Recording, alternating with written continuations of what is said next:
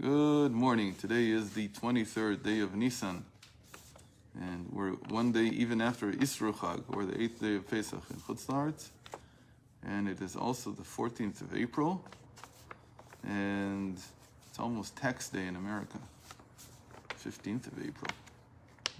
That must send a shiver up someone's spine. Okay. Anyway, so we're... A brief summary of what we've learned so far. Oh, a brief summary. That's even harder.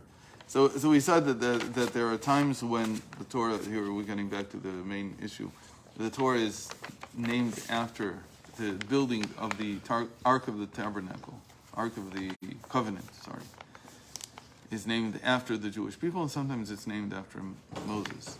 And the question is why? Why sometimes is it mentioned like this and like that? And so the Medrash said that it depends on whether we do God's will or not. But that's a little strange. What do you mean? Because in the end, they built the ark anyway. It's not like they did God's will, didn't do God's will. It was built. So obviously, the Medrash is trying to describe something different than the building of the ark itself. Rather, it's using these verses about the building of the ark that can go in both ways to describe something that's happening now, meaning in our divine service now, at this moment. Okay, and that's where we're going to pick up now, hopefully today. The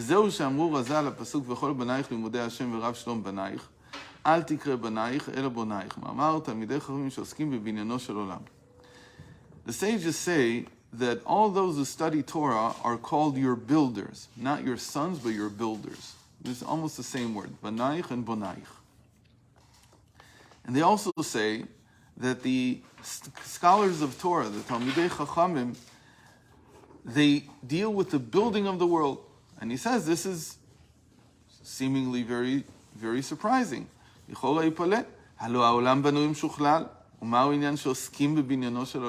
world is built already. What do you mean they're building the world? That's something that people also find very troubling. What exactly are you adding to the GDP? You're sitting there and you're learning. I don't know if you remember, we talked about this, that the major contention against people sitting and learning, the anti-Semitic contention, but it's still around.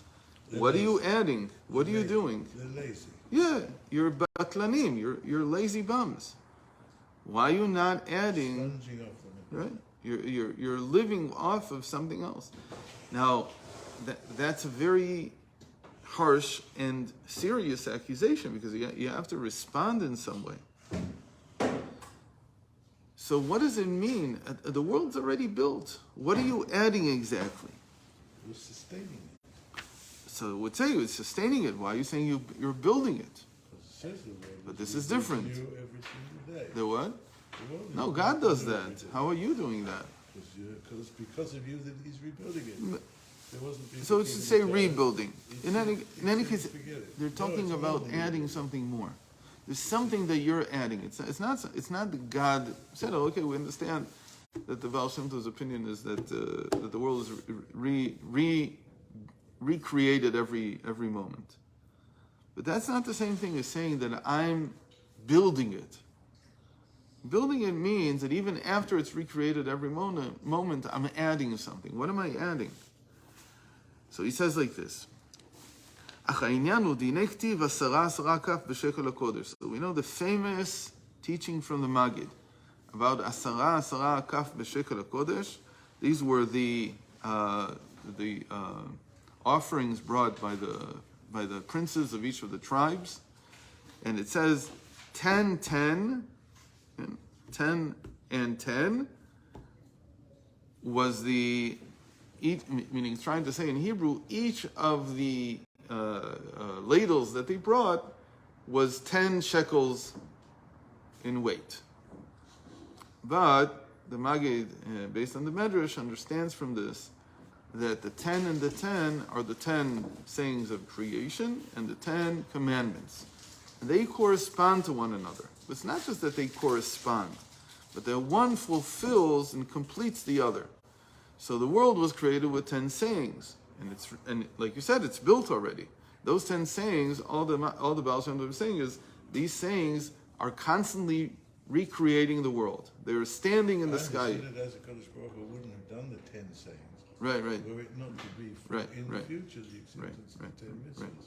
Right. So the 10 commandments are like a condition. That's one side of it. The other side of it is not just that it's a condition for the recreation of the world, but it's rather adding something to the world that wasn't there. Because when the world was created with 10 sayings, what kind of world did you get? You got a world where God is not evident, where God cannot be realized. You had to have Avram, who came and discovered that there's something called God.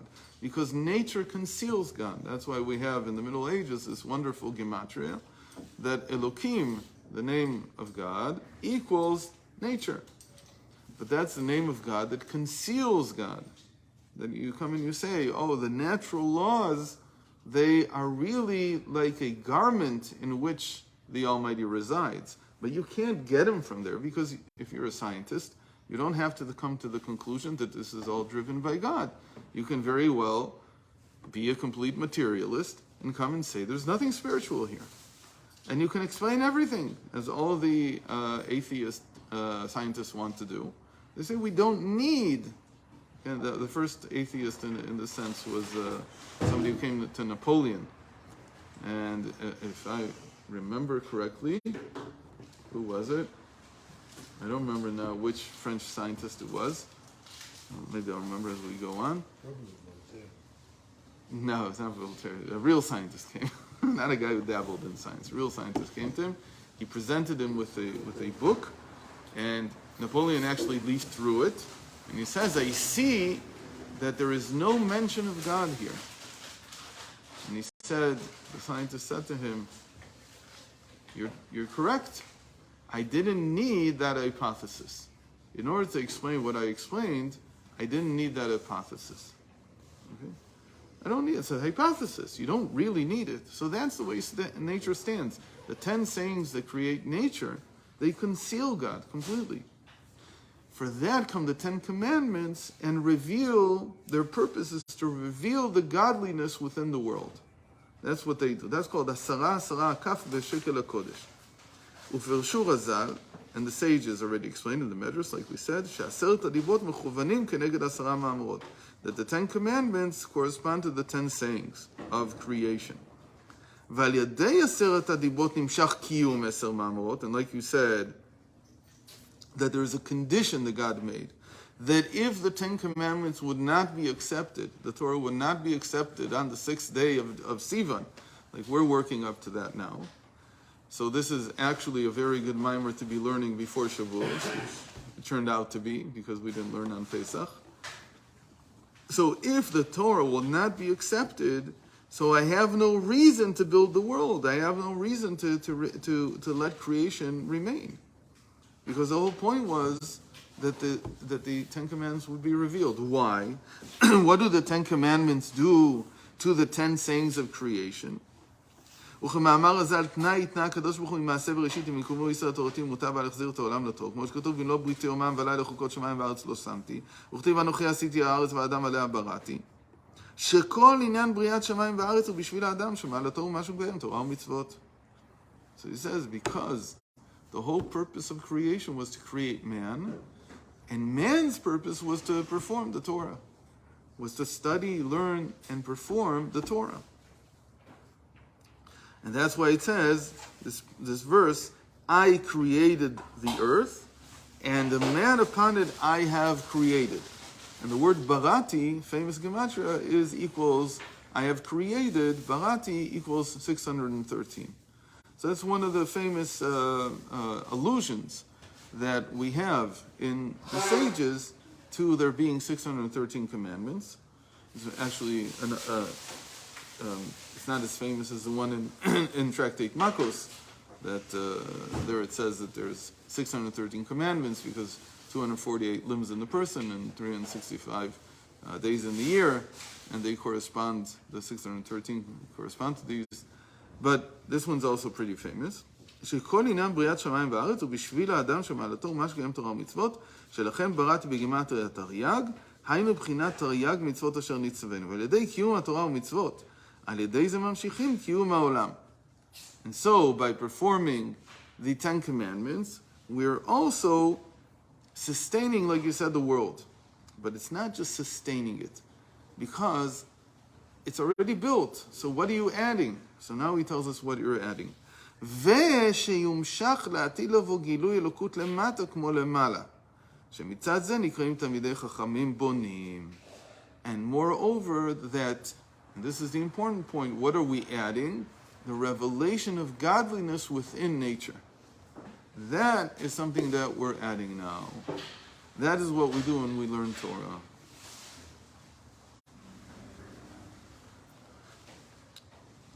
זה נקרא תלמידי חכמים בונים שעוסקים בבניינו של עולם, לבנות העולם ולתקנו באופן היותר נאות ומתוקן. So what they're doing is that they are engarbing divinity within nature. So in a sense, they are, like the Maggid said, they're taking away the garb. They're revealing the godliness within nature. That's what they're supposed to be doing. So how can you do that? So you can do that on many levels. The one level is, of course, in human affairs. That the reception of the Torah changed human affairs forever. Because before then, the world was idolatrous. The world was steeped in human sacrifice, in terrible rituals associated with idolatry, and most importantly, politically, the world was at war constantly. Everybody was at war with everyone because my idol doesn't fit your idol. And like we said, that Rome adopted Christianity not because they were such big believers in Christianity. They did it because of the civil strife in the city. And the only way they could figure out how do we stop the cults from the cult of this goddess Athena and that goddess and this god and that, from fighting in the streets all night long, the only way we can figure out how to do this is by adopting monotheism. Because monotheism, first of all, causes peace. Right? It doesn't seem that way today, but we're in a much, much better state than we were 2,000 years ago. 2,000 years ago was every person at every person's throat. It's not like that today. That at least within the Christian world, everything's quiet. They don't fight each other. They call themselves democracies, but that's not really why they don't fight each other. They really don't fight each other because they took the most important principle of monotheism, which is that every person has a soul and they're all equal, and they built from that democracy. The same thing within the Muslim world. They don't fight as much. It used to be a lot worse. Now we're left with one big fight, which is between the Muslims and the Christians, and the Jews get stuck in the middle. And that's a big fight that still has to be resolved in some way. But it might be resolvable because in the end everybody is a monotheist. This way or that way, in the end, they're all the same. So that might be resolvable. But in any case, the number of conflicts is completely gone down. So the giving of the Torah has revealed more and more the sustainability of the world.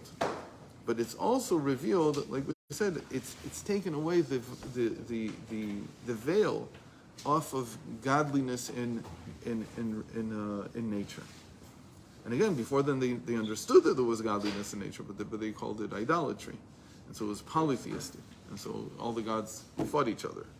And even the Greeks within themselves, they had, right? Every single god was at war with some other god. So that's the vice of polytheism. And monotheism fixed that. So how did that happen? That happened by receiving the Torah. Without the Torah, this would not have happened. Or if it would have happened, it would have been a much weaker version of monotheism that the Jewish people constantly, the greatness of the Jews, we talked about this, was that they're, at least as far as the Romans were concerned, atheists, because you can't define God. So who's your God? You don't know who your God is. But that was exactly the point. The moment you can't define him, you can't make an idol out of him. And the Jews, being very adamant about this, they set the bar for everyone else. So others try to get to that level. Maybe sometimes they get closer. They're not as close, but they have some idea that God is indescribable, and therefore I don't own him. And I can't say I'm fighting in his name. They used to say that, but they don't say that anymore. Not because they don't believe in him anymore, but because they slowly began to understand that he doesn't talk to you. Okay? Slowly, the only revelation that will be accepted is the Torah. Everybody understands today that the Gospels were written by very nice people, maybe, but they had no godly revelation, and so on. What is this like?